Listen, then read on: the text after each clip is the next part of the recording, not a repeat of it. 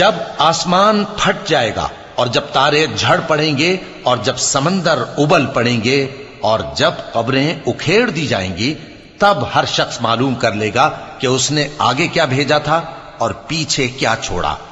اے انسان، تجھ کو اپنے رب کریم کے بارے میں کس چیز نے دھوکہ دیا؟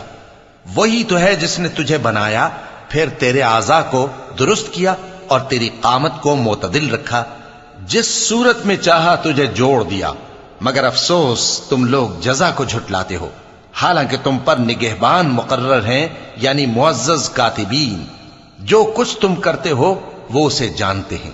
بے شک نیکوکار نعمتوں کی بہشت میں ہوں گے اور بدکردار دوزخ میں، یعنی جزا کے دن اس میں داخل ہوں گے اور اس سے چھپ نہیں سکیں گے۔